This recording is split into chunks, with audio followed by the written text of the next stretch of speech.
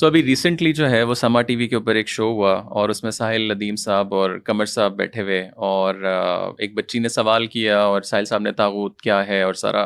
I personally feel like کہ اتنے عام بچوں کو ایک عام فہم اردو شاید ہمیں نہیں آتی اور آپ اتنے مشکل الفاظ اور پھر جس طرح وہ پوری سچویشن بنی تو آپ نے وہ کلپ بھی دیکھا ہوگا. تو آپ کا کیا پوائنٹ آف ویو ہے اس پہ؟ میرا خیال ہے کوئی بھی مذہبی آدمی ہو یا سیکولر ٹائپ کا کوئی بندہ ہو, کوئی بندہ نہیں بچا جس نے وہ کلپ نہ دیکھا ہو.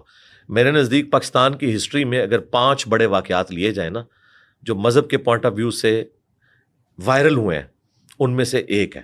آپ اس لیول پہ اس کو لے کے آ رہے ہیں. جی ظاہر ہے, وہ نظر آ رہا ہے جی. وہ آپ ویورشپ دیکھیں, اس کے بعد جو رسپانس آیا سوشل میڈیا پہ, جتنے لوگ جن کی ویورشپ ہے کوئی نہیں بچا جس نے اس کے اوپر اپنے کمنٹس نہ کیے ہوں. پھر مین میڈیا کے اوپر علماء کو بلا کے اس کے اوپر ڈسکشن کی گئی ہے. اور مجھے خوشی ہے کہ سوشل میڈیا ہو یا مین میڈیا, جتنے مذہبی لوگ اس پہ آ کے بات کر رہے ہیں جن کی بات کا واقعی وزن ہے, چاہے وہ مفتی طارق مسعود صاحب ہوں یا اور لوگ ہوں جن کا وزن ہے, جو ویسے بےچارے 2-4 باتیں دین کی سیکھ گئے ان کی میں بات نہیں کر رہا, اس لیے میں ان کا نام بھی نہیں لیتا. سب لوگوں نے اس ایکٹیویٹی کو کنڈیم کیا جو کچھ ہوا ہے. ایک ٹیچر کی جو ذمہ داری ہے وہ یہ ہے کہ اس سے جب کوئی اسٹوڈنٹ سوال کرتا ہے نا تو اس سوال کو پرابلم اینڈ پہ کھڑا ہو کے نہیں ریزالو کرتا, سولوشن اینڈ پہ کھڑے ہو کے ریزالو کرتا ہے. اگر ان کا انداز پوچھنے کا ایسا تھا جو آپ کو برا لگا تو وہ کوشچن کوئی بھی کسی انداز میں کر سکتا ہے. 1-to-1 ڈسکشن میں آپ کو الفاظ کے چناؤ کا خیال رکھنا ہے. ایک یہ کہ آپ جلسے میں تقریر کر رہے ہیں, جو مرضی آپ بولیں, آپ پھر بعد میں تعویل بھی کر لیں کہ میں نے یہ ٹرم اس طرح نہیں استعمال کی, وہ ٹھیک ہے. لیکن جب 1-to-1 ڈسکشن ہوتی ہے نا, اس میں بھی ٹی وی پروگراموں میں جب علماء کے ساتھ آتا ہوں تو دیکھیں یہ علماء جو نجی محفلوں میں اور اپنے سوشل میڈیا پہ مجھے گالیاں نکال رہے ہوتے ہیں, انجینئر صاحب کہہ کے بات کر رہے ہوتے ہیں. کیوں؟ انہیں پتا ہے 1-to-1 ڈسکشن کا ڈیکورم ڈفرنٹ ہوتا ہے. اور میں بھی مفتی صاحب, شاہ جی, اس طرح کر کے بات کرتا ہوں, اگرچہ مجھے ان کے نظریات کے ساتھ سخت اختلاف ہوتا ہے. میں خیر اس لیول پہ ادھر بھی نہیں اترتا, لیکن میں آپ کو بتا رہا ہوں کیونکہ 1-to-1 ڈسکشن کا معاملہ بالکل ڈفرنٹ ہوتا ہے. یہاں پہ 1-to-1 ڈسکشن تھی, الفاظ کا چناؤ انتہائی غیر مناسب تھا. جاہل کا ورڈ ہمارے اس معاشرے کے اندر برا سمجھا جاتا ہے. یہ کوئی عربی میں بات نہیں ہو رہی تھی, اور عربی میں بھی جس چیز کے اوپر جہل کا ورڈ بولا گیا وہ ایک ایکسٹریم چیز ہے, جو بعد میں اوریہ مقبول جان صاحب کے پروگرام میں انہوں نے سورہ زمر کی آیت پیش کی کہ تم مجھے حکم دیتے ہو اے جاہلو کہ میں اللہ کے سوا کسی اور کو اپنا پشپنا مانوں. وہ تو کافر نبی علیہ السلام کو شرک کی طرف بلا رہے تھے, کفر کی طرف. اس کے ساتھ یہ ہے نبی تم فرماؤ میری طرف اور مجھ سے پہلے تمام انبیاء کی طرف وہی کی گئی کہ اگر تم نے بھی شرک کیا تمہارے اعمال برباد کر دیے جائیں گے اور تم خسارہ پانے والوں میں سے ہو جاؤ گے. یہ اس کی کنزیکٹو اگلی آیت تھی, وہ پڑھ لیتے ہیں, انہیں پتہ چل جاتا ہے یہ جاہل کس کو کہا جا رہا ہے. رہا جو اس پروگرام میں انہوں نے وہ آیت پیش کی, قل هل يستوي الذين يعلمون والذين لا يعلمون, تو اس میں تو ہے کہ علم والے اور بغیر علم والے برابر نہیں, نصیحت تو نہیں حاصل کرتے مگر عقل والے. اس میں تو جاہل والی بات ہی کوئی نہیں ہوئی تھی. ہماری اس سسٹر نے جو چیز ہائی لائٹ کی تھی, جب آپ کو نظر آ رہا ہے کہ یہ اس طبقے سے بظاہر تعلق رکھتی ہے کہ جو اتنا ریلیجس نہیں ہے, میں نہیں کہتا کہ وہ کوئی بے دین ہے, تو پھر آپ نے معذرت کرنے میں کوئی حرج نہیں تھا. آپ کہتے ہیں میرے الفاظ کا چناؤ ایسا ہو گیا, میں اصل میں یہ بات کہنا چاہ رہا تھا, لیکن انہوں نے اس میں اور فیول ڈال دیا.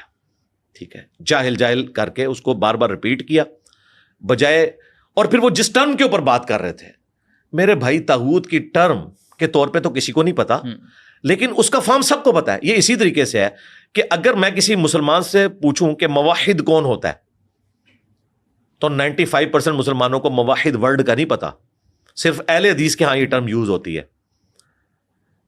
وہ ہوتا ہے مونوتھیسٹک, یعنی ایک خدا کا ماننے والا, اسے موحد عربی میں کہا جاتا ہے, یہ ٹرم ہے. لیکن کیا ہم سب ایک خدا کے ماننے والے نہیں مسلمان؟ ہمیں ٹرم نہیں پتا لیکن عقیدہ پتا ہے. آپ 95% مسلمانوں سے اگر پوچھیں نا کہ اسلام کے بنیادی عقائد کیا ہیں, تو لوگ اپنے اپنے انداز میں بیان کریں گے, لیکن باتیں وہی کر رہے ہوں گے. لیکن جب آپ بکش فارم میں آئیں گے نا تو فوراً جواب یہ ہوگا کہ 3 ہے, عقیدہ توحید, رسالت, آخرت, باقی سب اس کی کورولریز ہیں. اب اگر کوئی ورڈ یوز نہ کر سکے, توحید, رسالت, آخرت, لیکن باتیں وہی کر رہا ہو, تو ہم یہ نہیں کہیں گے یہ جاہل ہے, کہیں گے کہ اسے ٹرم نہیں پتا لیکن اس کی تھیم پتا ہے. طاغوت کی ٹرم شیطان کے لیے استعمال ہوئی ہے. صحیح بخاری میں حضرت عمر کا قول ہے کہ سورہ النساء کی آیت نمبر 51 میں جو آیا نا, جبت, یہ بت ہے اور طاغوت سے مراد شیطان. یعنی خدا کے مقابلے پہ شیطانی طاقتیں، شیطانی سسٹم، آپ اسے دجالی سسٹم کہہ لیں، نفس کی خواہش کی پیروی کہہ لیں، کوئی اور چیز کہہ لیں، بیسیکلی وہ سمبل شیطان ہے۔ اب مجھے بتائیں، شیطان کا خدا کے خلاف کھڑا ہونا اور شیطانی نظام کا خدا کے نظام کے خلاف کھڑا ہونا، یہ سب کو پتہ ہے۔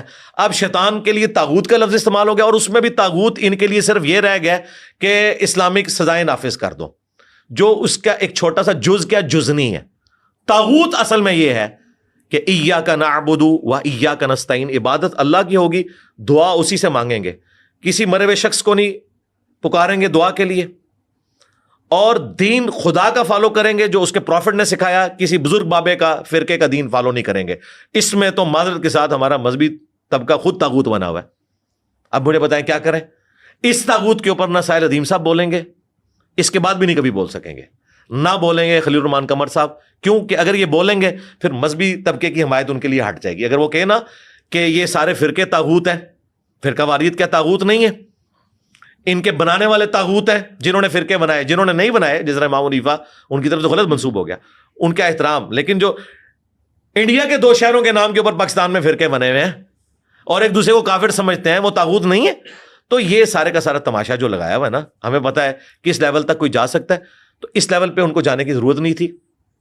وہ اسی وقت اس کو کاؤنٹر کرتے، سٹیپ ڈاؤن کرتے، اور اس کے بعد اس بات کو سمجھاتے یہاں تک مسئلہ خراب ہی نہیں ہونا تھا۔ اور پھر خلیل الرحمان قمر صاحب جو ایک ایجڈ آدمی ہے، جو ایک عمر والا بندہ ہے، اسے تو زیب ہی نہیں دیتا کہ وہ جلدی اس کا جو ہے وہ ٹیمپرامنٹ لوز کر جائے۔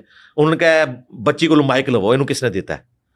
بھائی آپ نے آخری مور لگا دی۔ اگر کسی کے دل میں کوئی تھوڑی سی بات بھی تھی نا کہ یہ میل ڈومیننٹ سوسائٹی ہے، تو وہ آپ نے مور ثبت کر دی۔ اور ابھی تو جو اس میں ایڈیٹنگ ہوئی ہے اس میں تو میں نے سنا ہے کہ گالی گلوچ بھی شامل تھا، مجھے باوثوق ذرائع سے پتہ چلا ہے، ٹھیک ہے، باوثوق ذرائع سے، ٹھیک ہے۔ کس نے گالی گلوچ کی یہ میں نہیں بتاتا، میں جنرل بات کر رہا ہوں، اور اس کا کوئی اوورال کوئی اچھا رزلٹ نہیں نکلا۔ اسی لیے مجھے بڑی خوشی ہوئی کہ مذہبی طبقے نے اس پروگرام میں اس سسٹر کے ساتھ جو کچھ ہوا، اس معاملے میں سسٹر کے ساتھ کھڑے ہوئے ہیں، کنڈیم کیا ہے انہوں نے، اور میرے لیے خوشی کی بات ہے۔ سب سے بڑی بات مفتی طارق مسعود صاحب نے کنڈیم کیا ہے۔ واللہ میں نہیں تھا ایکسپیکٹ کر رہا کہ وہ کنڈیم کریں گے، اس وجہ سے مجھے خطرہ تھا کہ وہ ایک مولویوں کے ساتھ جو کہ اٹھتے بیٹھتے ہیں، لیکن میں نے دیکھا ہے کہ پچھلے کچھ عرصے میں ان میں کافی پازیٹیو چینج آنا شروع ہوئی ہے۔ اب وہ ساحل ادیم صاحب کو بھی بڑا اچھے طریقے سے ایڈریس کر رہے تھے، حالانکہ ساحل ادیم صاحب کے جو نظریات ہیں نا، اس حساب سے تو مفتی صاحب فارغ ہیں، لیکن انہوں نے کہا ہم بڑا احترام کرتے ہیں۔ میں سمجھتا ہوں یہ جو پازیٹیو چینج ان میں آئی ہے نا، اس طرح کی باقی علماء میں بھی آنی چاہیے۔ جو مفتی صاحب کی تعریف ہے میں وہ کیمرے میں کروں گا۔